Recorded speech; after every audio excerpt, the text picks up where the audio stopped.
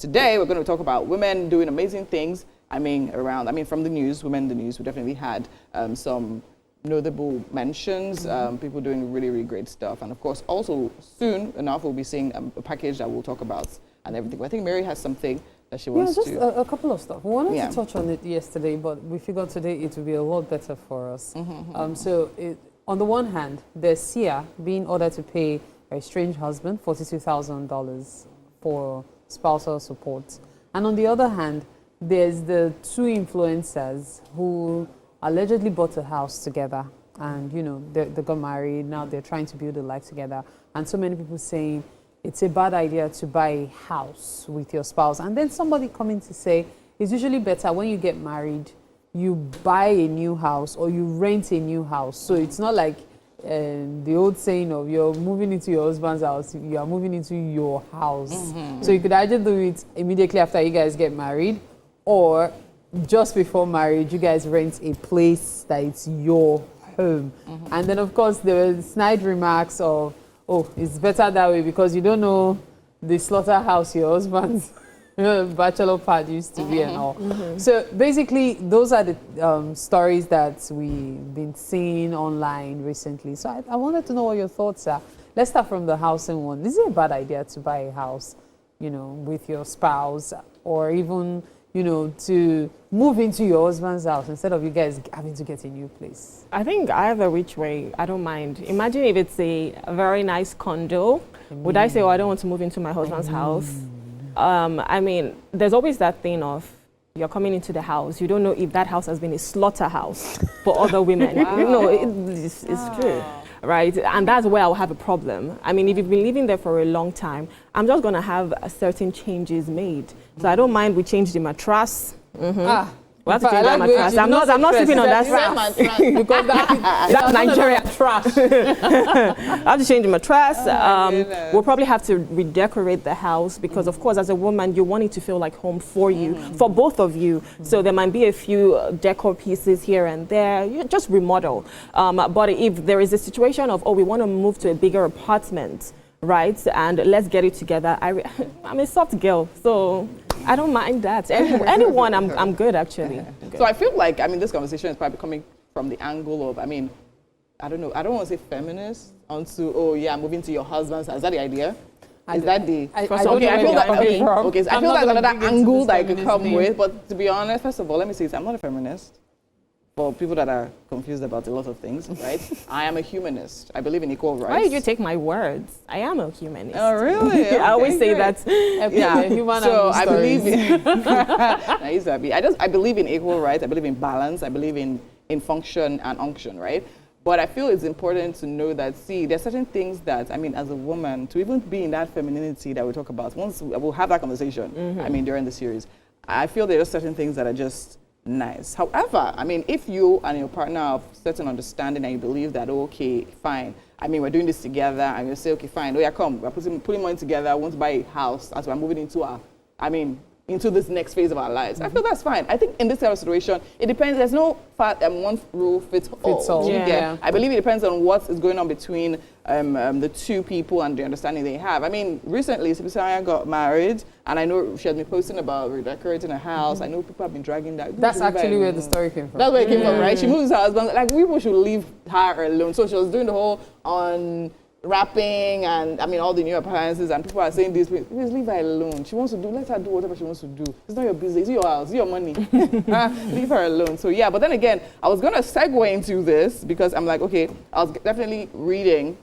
I was having a conversation with my husband a few days ago, and we were talking about, so I was trying to tell him that, women are stepping up and a lot is literally being handed to, not even handed, women are going to take a lot. And I told him, what's the patterns? In the next few years, women are stepping into very powerful positions, right? Then I saw this message. Aliko Dangote is the richest man in Africa, but his daughters were definitely just appointed to run the $25 billion empire. And I'm like, that is... You made them directors. Yeah. Do you understand? And all of that. And I'm like, and he actually even went on to say, what we're talking about, the secret weapon is Halima, Maria, and Fatima. That should have definitely made the news.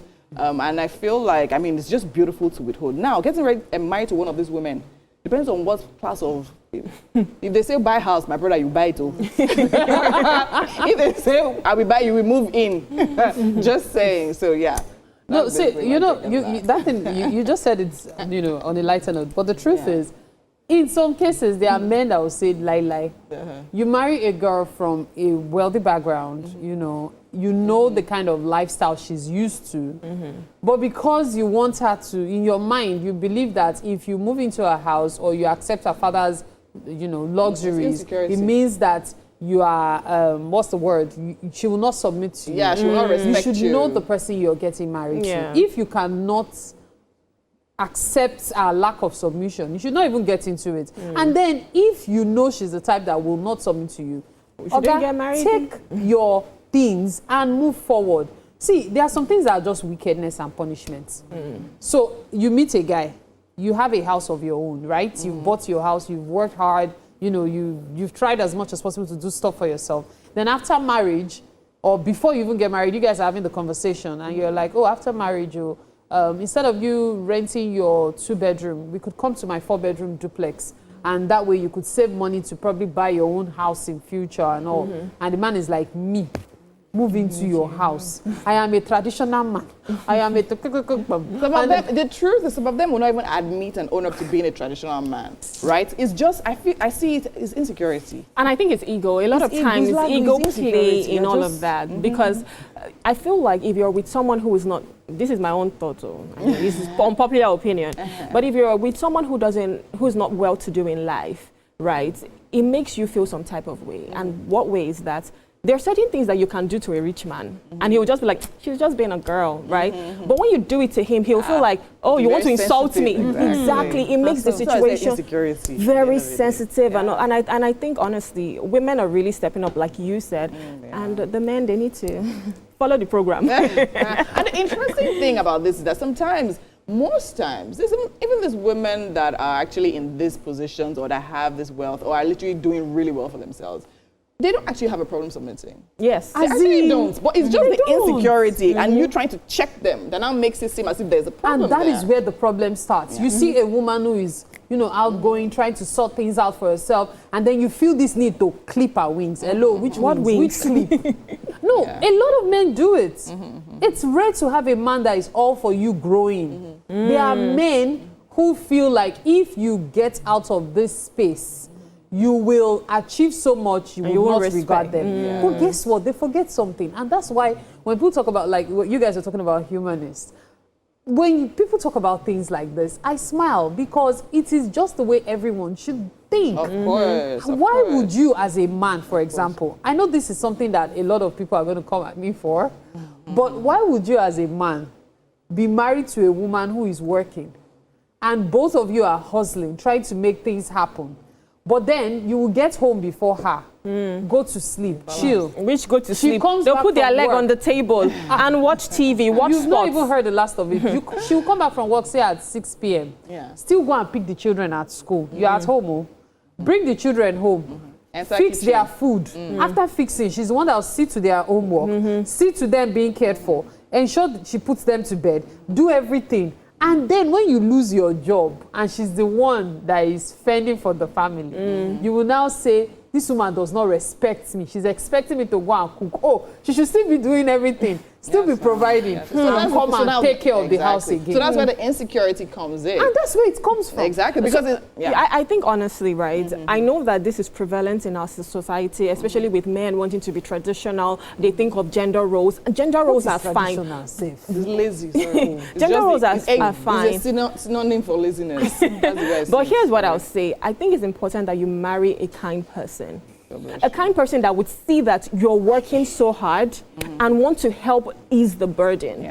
They see that you come back from work, oh, you know what, let me fix all of this before the person gets back. I mean, let me cook. I feel like cooking, it's a survival skill. It's not, why can't you cook for yourself? Those are your kids as well.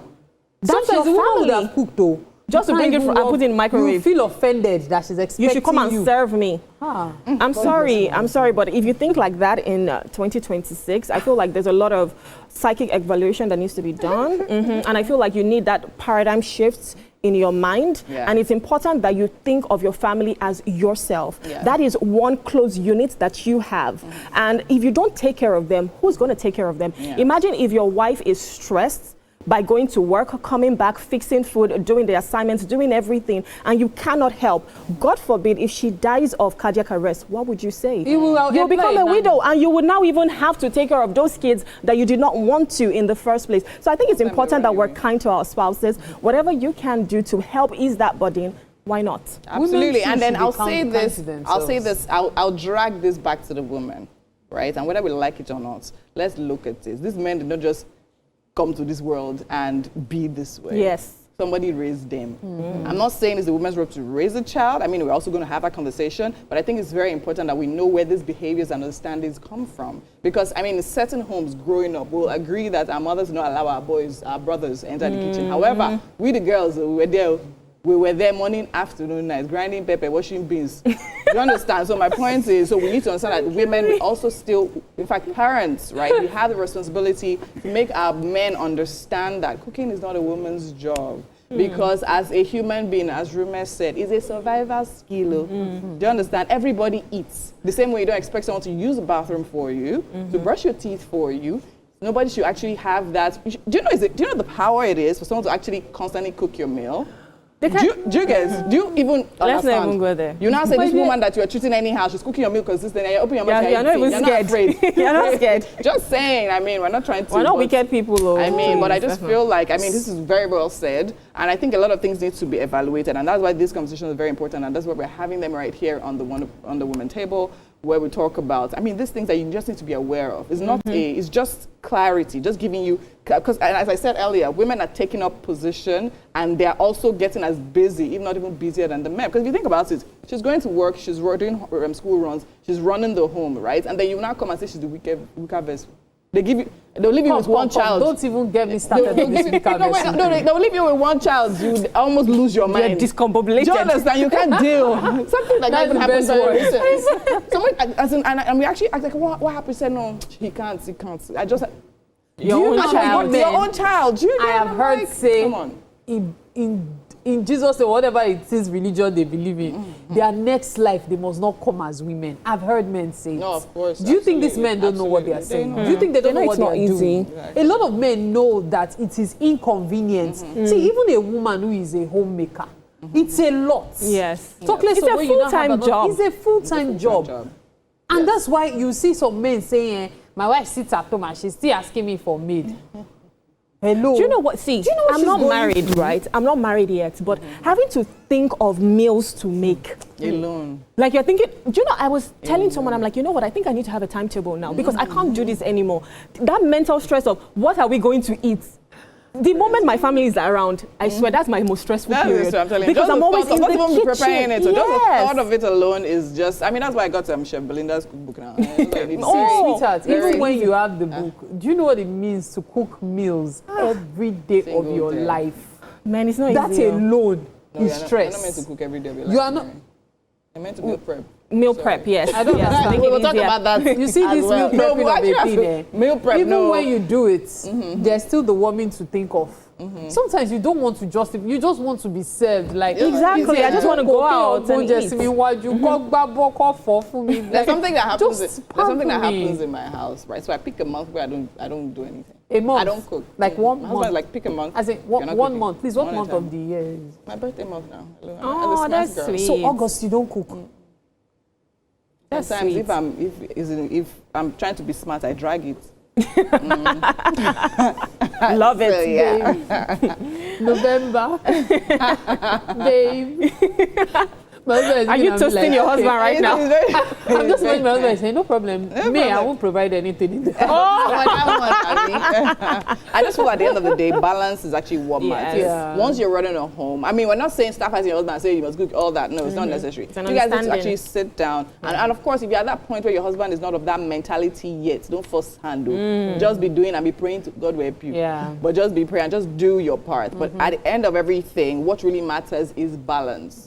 Of course, like balance. Everybody should understand, okay, fine, this is where it's coming. These are my limits. This is what I can do. This is how we can help balance things out. Because at the end of the day, this is the person you chose to spend your life with. You don't want the person stressed. Yes. Right? And you don't want the person, as Rume said, having a high BP or having unnecessary medical complications because they're trying to cater to you. As a grown human being, you should be able to cater to yourself and the family you decided to have. Yes, And nobody as a lady, forced you. See, number one, don't force anything. Don't force it. Number two, know your limits. The problem with many women is you keep stretching and stretching and stretching till the elastic come out. Exactly. and then when that happens, in most cases, you overreact and then it causes even more problems. Yes. Know your limits. The moment you reach that point that you know you cannot do anything again, in fact, let the building be falling. Yeah. Relax.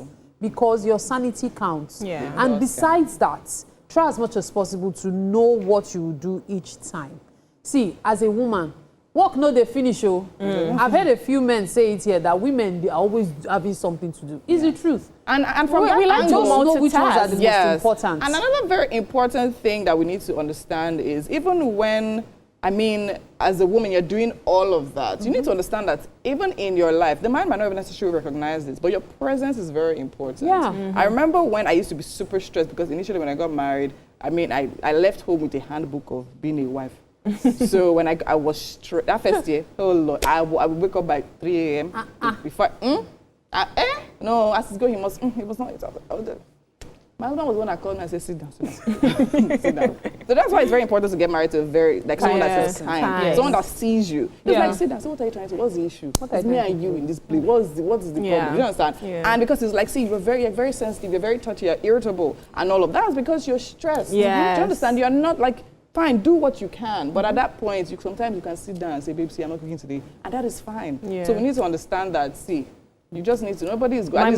My mom will always say you are your own doctor. Yeah. So being your own doctor, you know how it's doing you, how it pinches you in your shoe, right? So it's important that you take a break for yourself. Yes. Even if it means checking into a hotel for the weekend. Check into your bedroom. Or, maybe if it's too expensive. Or going to the spa. Stepping out of the house. No, even going to the spa, have a massage, something that would just relieve you of that stress. Sometimes it's okay to tell your husband that, see, you're the one that have the babies tonight, right? And I just want to relax. Some of them have reports. No, because a lot of times we take on too much and we don't even realize. Yeah.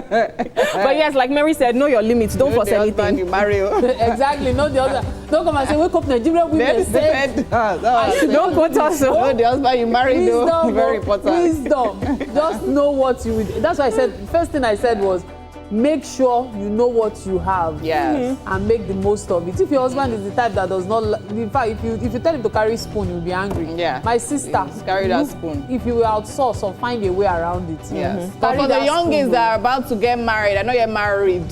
You have the power in your hand to choose wisely. Speak, Winfrey. Choose wisely.